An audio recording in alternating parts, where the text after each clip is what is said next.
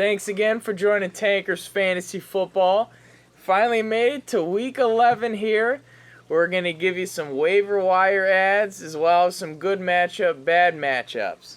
Yeah, we're going to hit into all that, but before we do, I'm going to talk just for a moment about the god-awful, god-forsaken, shit-fucking Chicago Bears.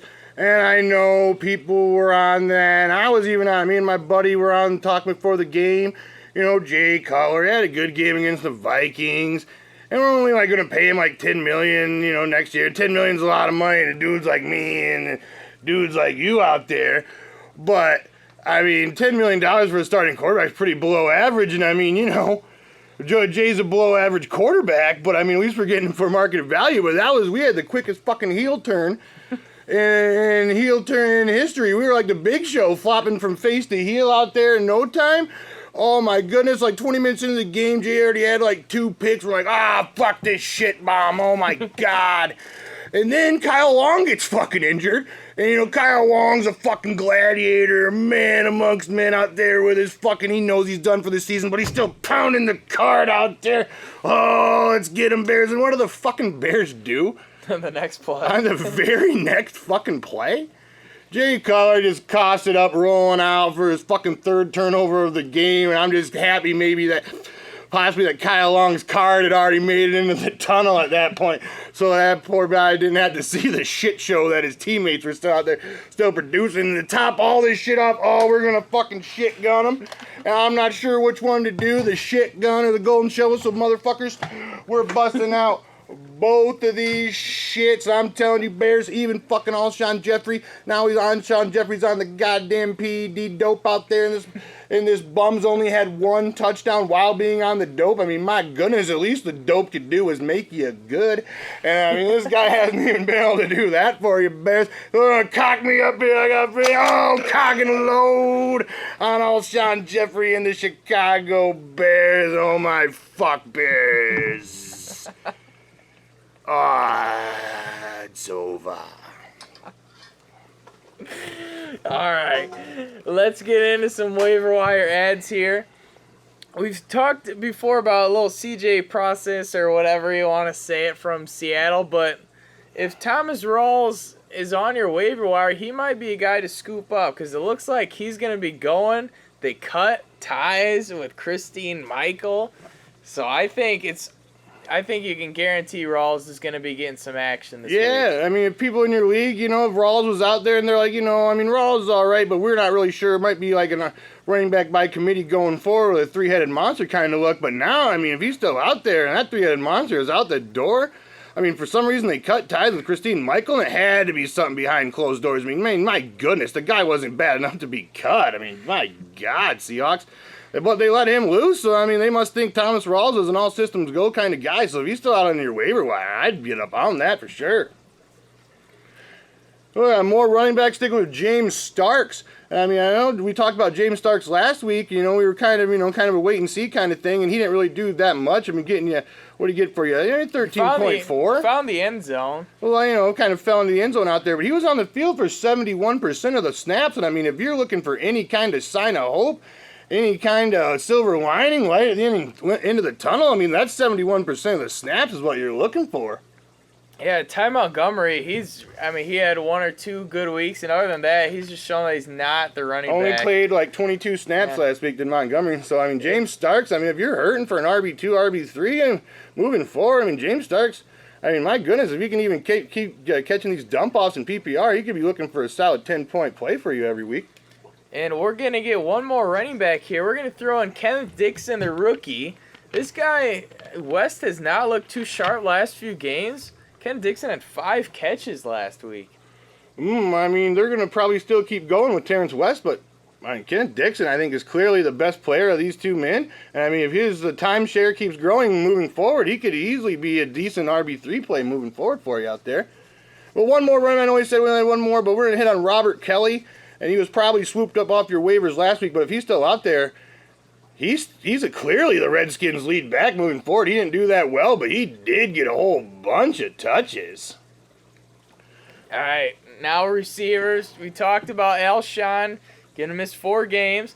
I think you got Eddie Royal and you got Cameron Meredith in there. And I think Meredith offers more upside. Royal might be that possession guy, but neither one has really gotten it going last few weeks here. Yeah, if you're Dire Straits looking for a wide receiver 4, and Cameron Meredith, somehow, he did good for a couple games there, and his owner might have lost faith and cut bait on him. And if they did, with Alshon going down, Cameron Meredith could maybe somehow be a wide receiver 3, wide receiver 4 moving forward. I mean, all he's done in the last few weeks is get that lucky Hail Mary last week, so it's not like he's been show-stopping main event, so he could be available on your waivers. And as far as like injuries go, Cameron Meredith is way more sturdy than a guy like Eddie Royal, but I think they're both worth looks. Mm-hmm. Talk about a guy, Eli Rogers. Back-to-back 14-point games for him here.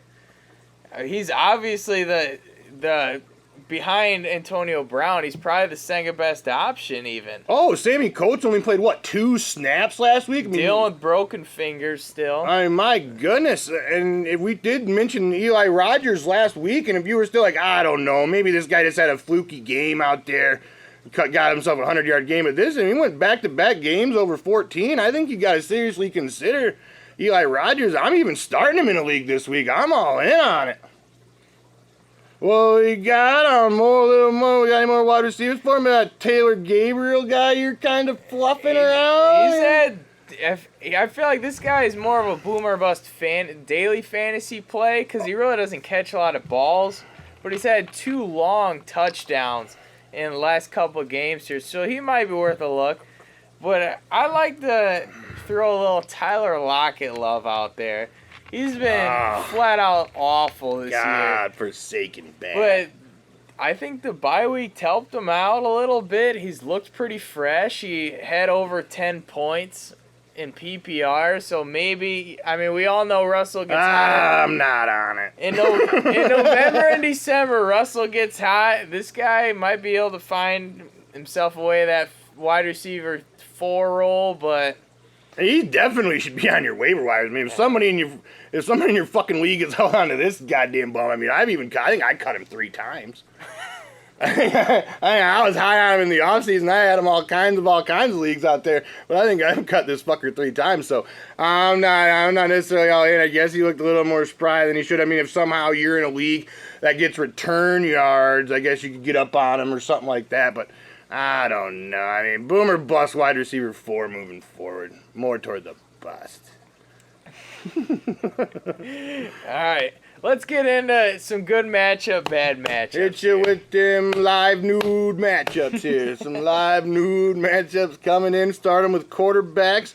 Talking about old boy Kirk Cousins playing against the Packers, who are giving up the 5th most touchdowns to quarterbacks. And you've seen what Marcus Mariota was able to do to them Packers last week. 4 touchdowns against the Packers. 5 passing touchdowns. Marco Murray threw for 1 too. It really wasn't. I love them. Really wasn't even a game at any point. Oh, the Packers just got shredded out there. If you're on the ropes and it's between Kirk Cousins and somebody else on your bench, I think it's all systems go, Captain Kirk this week. I was gonna say we got my boy Bortles here. Oh, I know Bortles. He's had a roller coaster year. The Jags are just flat out terrible. But if there's any week where you can feel like you can throw him out there and get you some decent points, it's got to be this week against Detroit. They're giving up the most points to quarterbacks and giving up the 3rd most touchdowns to quarterbacks are the Detroit Lions. I think if you're absolutely on the ropes and you got nobody, maybe you got Matt Ryan, he's on bye, maybe you got Phillip Rivers on bye, I think Bortles is a waiver wire guy worth a look. Marcus Mariota, we just mentioned him a little bit ago, but he's got the Colts again this week, and they're giving up almost 300 yards a game, passing 298 yards a game they're giving up, and they're giving up the second most, what was that got down there? Second most, I think it's second most points to quarterbacks. We'll call it that. If it's not, go fuck it. All right, Alex Smith, he's got that Tampa Bay defense, not to mention they're playing in KC. So he's another guy, if you've got some dudes on bye weeks, Alex Smith might not be a bad play to scoop him up. And Cam Newton's been up and down for you this year, but he's got a sexy boy matchup against them Saints who are giving up the most passing yards to quarterbacks playing in Carolina. That's all systems go, Cam Newton, this week against them Saints.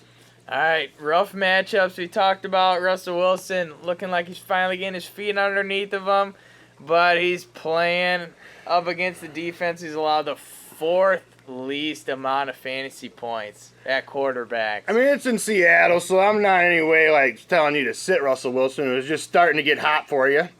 I mean, you know, you've been hoping and praying this guy turns around for it, and he finally does. And who the fuck am I to tell you to sit the guy? And I know I'm just telling you to temper expectations out there.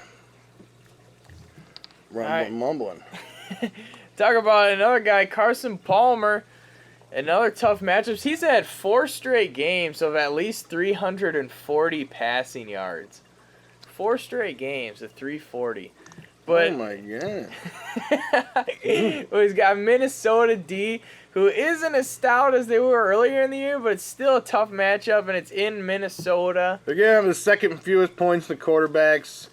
Well, I don't know. I don't be afraid, I guess. But, I mean, his wide receivers are a little gimpy out there. If you got other options, like some of these good starts we mentioned previously, I'd probably lean toward them over a guy like Carson Palmer. All right, last bad matchup quarterback.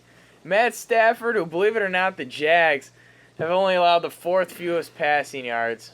And they're just giving up over 200 yards a game to quarterbacks. I think it's like 215 a game to quarterbacks. So, I mean, Matthew Stafford, I know you're seeing it, and he's playing at home against the Jags, and you're like, all systems go. But I'm saying to temper expectations because them Jags secondary is not to be laughed at out there. Might be a good day for Theo Riddick, though. It'd be a good game for Theo. All right, let's get into, let's get some Running backs. Good matchups for some running backs here. Busted him down with Garrett Blunt, who steamrolled his ass. Oh my fuck with Garrett Blunt.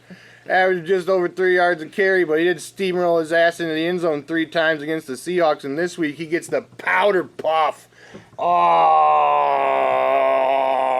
the powder puff. 49ers D, who are giving up the most yards, the most touchdowns, and do I even have to say it, the most fantasy points to running backs, and let's go.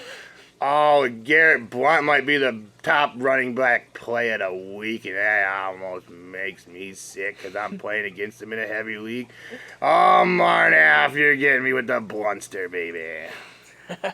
Let's talk about the Crow here. The Crow! Another good matchup here. He's got Pittsburgh. They are not a very good against the run at all. They've given up the third most rushing touchdowns, second most points for running backs so far this year. Ezekiel Elliott torched him on both the ground and the air last week. We've seen the likes of Ajayi just light him on fire out there for 200 yards. I don't know. I mean, I think Crow might be one of the more solid RB2 plays of the week. I'm all in on it. The Crow. All right, let's get a little Lamar Miller here, and you know he's kind of been wishy-washy as of late, but going against Oakland, they're giving up on average 1 rushing touchdown a game. So that's got to make you feel pretty good. Yeah, the guy's only been able to sneak in the end zone 2 games this year, and I mean, he's still kind of getting the volume, and he's kind of been a dirt shit bum for you. But he's got a pretty solid matchup on the road in Oakland this week. I think you can feel solid that he's at least going to give you some middle-of-the-road RB2 production. All right, we're talking in the same game here. We got Latavius Murray. Since coming back from that injury, he's been your boy for you. Out of his goddamn mind since coming back from that injury. I mean, who was thinking I was about to write his ass off? And he just came back from injury and was like, man, I'm borderline RB1, solid RB2. And he's all systems go against the Texans who are giving up the 5th most points to running backs this year. Latavius Murray, strap him on, let's get her done. Latavius Murray, I hear infinity and beyond out there. I'm all in on it. All right, some rough matchups here. Who we got? Yeah, Mark Ingram and Hightower, I guess you can say, because they're both kind of getting carries in this offense. But the Panthers are giving up the 3rd fewest touchdowns to running backs this year. So they ain't got to temper expectations. They both almost might be a sit. I think this game almost might be a shootout on Thursday Night Football.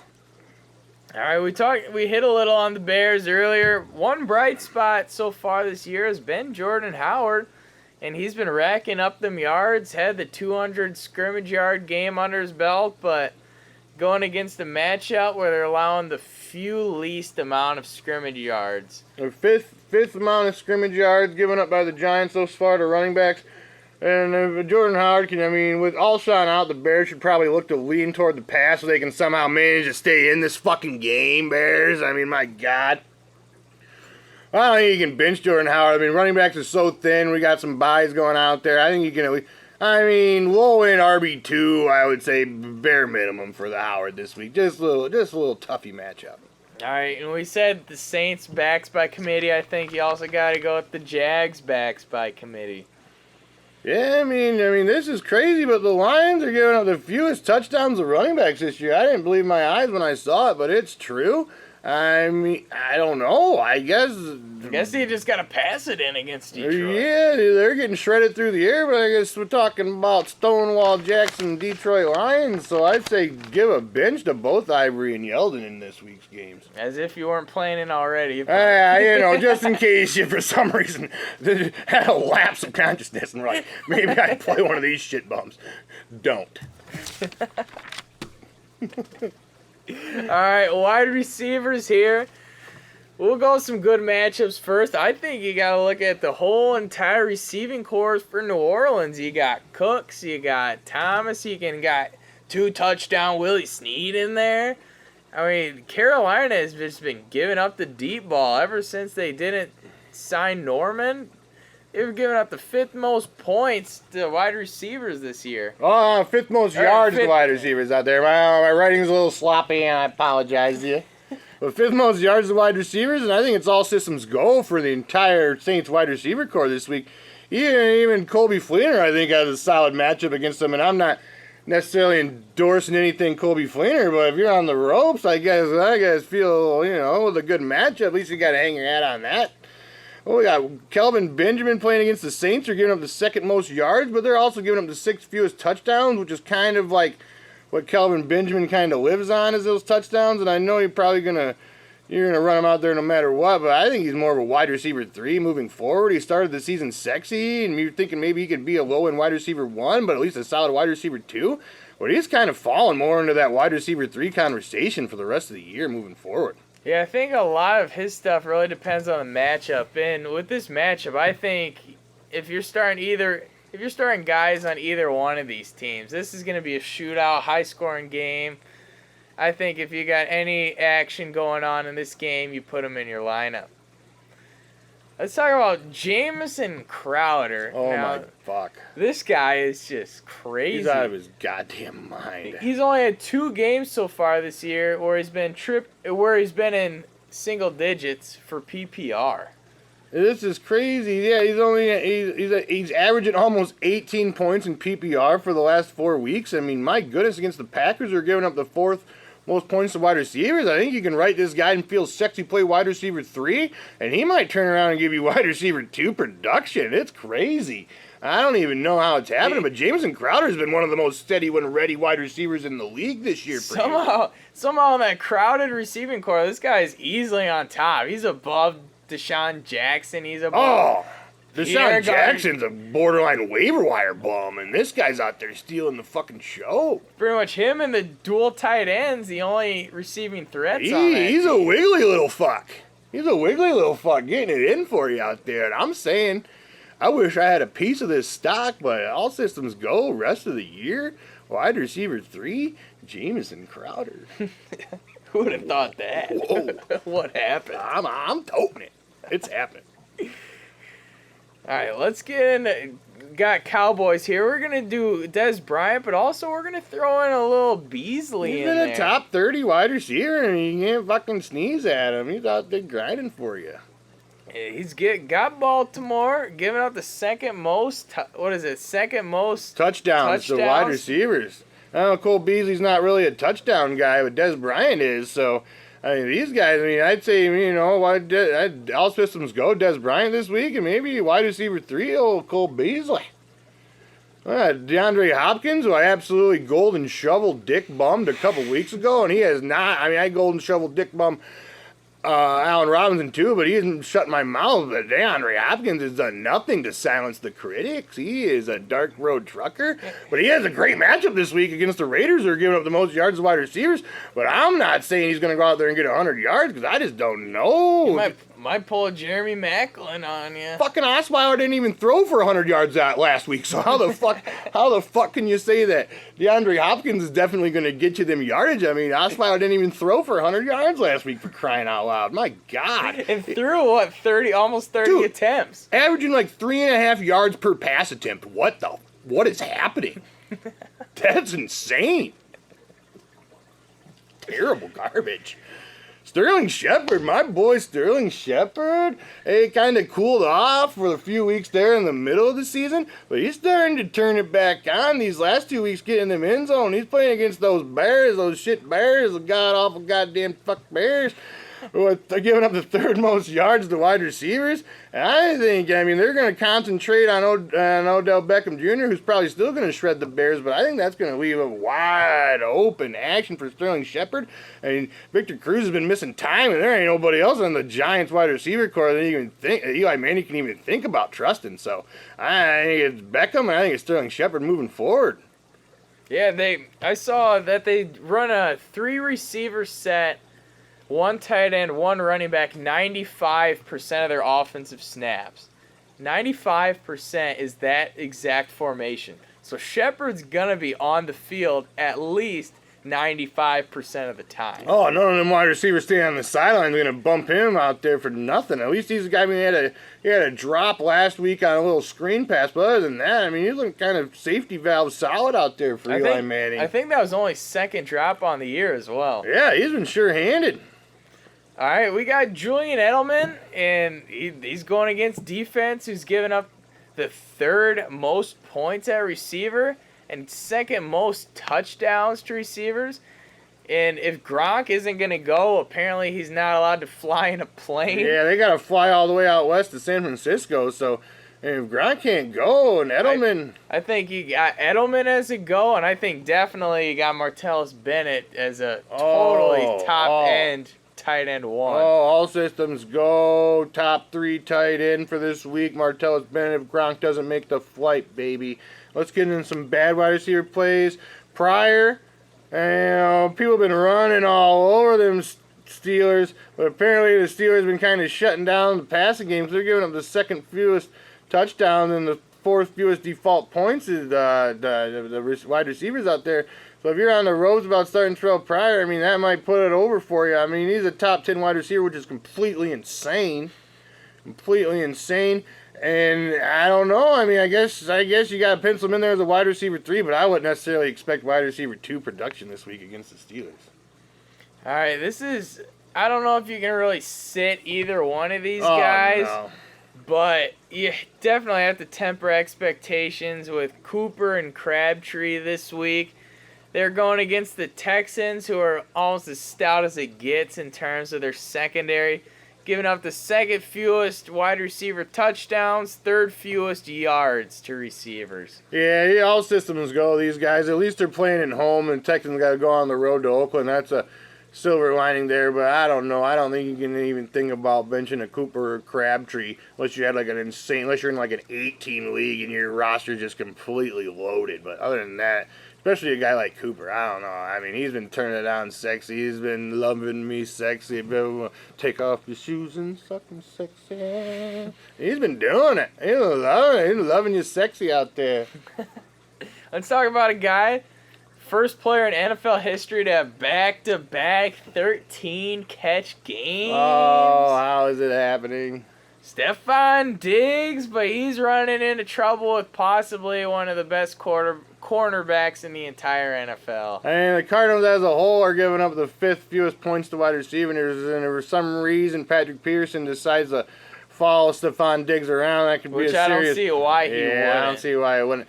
And if he does, that could be a serious problem for a guy like Stephon Diggs this Sunday, but I don't know how you could even think about benching a guy who had back-to-back 13 reception weeks. I'm just saying, don't expect 13 receptions again. Jordan Matthews playing Seattle in Seattle. I don't necessarily know what the numbers are, but that's a fucking tough matchup. There's enough said there. All right, one more bad matchup. Marvin Jones, who apparently fell off a cliff, and now he's facing Jalen Ramsey, who I'm telling you, he's a rookie, but this guy is the next shutdown corner of the NFL. He really is. He is. I mean, Marvin Jones only had, 10 catches in the last 4 games, so he's kind of been falling off the cliff anyway. And if Ramsey playing on the outside, and that's where Marvin Jones hangs out, Golden Tate's usually in the slot. And if Marvin Jones is having Jalen Ramsey, I don't see any way Marvin Jones can turn it around for you this week. I think Marvin Jones is a solid sit. Yeah, I think Marvin Jones is going to be on the outside, probably shadowed by Ramsey. So if Golden Tate's in that slot, he could be in for a huge game against the Jags. Let's get in on some tight ends here. Let's do it, and who knows who the hell's going to be one of the Pittsburgh tight ends. They got 3 of them now with the Outlaw, and with Darius Green's bum ass, and that other guy, I can't remember his fucking name.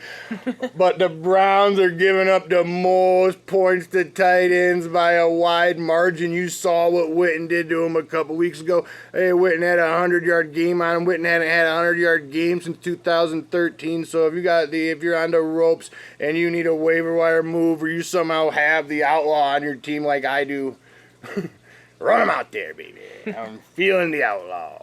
All right, we got the dual tight ends, and Jordan Reed, Vernon Davis resurrected. Green Bay cannot stop tight ends whatsoever. They're giving up the 3rd most yards in the entire league to tight ends so far. Yeah, I think it might be all sides there. Jordan Reed's a top-end tight end one, and Vernon Davis might be a bottom-end tight end one out there. And I'm serious. I mean, Vernon Davis, we talked about him picking him up. I don't know, pat yourself on the back. We're talking about Vernon fucking Davis a few weeks ago. Vernon Davis, he had 13, 14, 15 points these last 3 Even weeks. Explosive, caught like a 40, 50-yard touchdown. I think he even had another 14 in there. I mean, Vernon Davis has been giving you solid middle-of-the-road tight end one production this last month. How can you deny the sexy?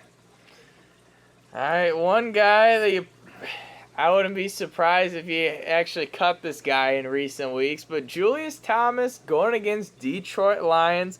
This could be a guy if you're on a bye week with some tight ends, you need to scoop him up. The Lions are just absolutely historically terrible against tight ends. Giving up the most touchdowns to tight ends, and they're only giving up the fewest touchdowns to running backs on the year are the Lions, but they're giving up the most touchdowns to tight ends. So all systems go. Julius Thomas's bum ass this week against the Detroit Lions. And we touched on Fleener earlier. I'll skip on Fleener, but he's another decent, good matchup this week. We're getting to some bads in the Cardinals. We're going to lead off with the worst tight end matchup that ever was. Oh my God. The Kyle Rudolph against the Cardinals. Let's talk about the Cardinals have given up the fewest no, wait. Scratch that shit. The Cardinals haven't given up a touchdown to tight ends yet, and the Cardinals are giving up fewer than 3 fantasy points a week to tight ends. What the fuck? Bench him. Don't even think twice about it. Just do it. These numbers are gross. Haven't given up a touchdown to tight ends yet, and given up under 3 points to tight ends? Bench the reindeer games and don't even look back. I'm serious. If you somehow fuck shit, I'm sorry. It's not happening though. I'm willing to be a strong water bet on that not happening.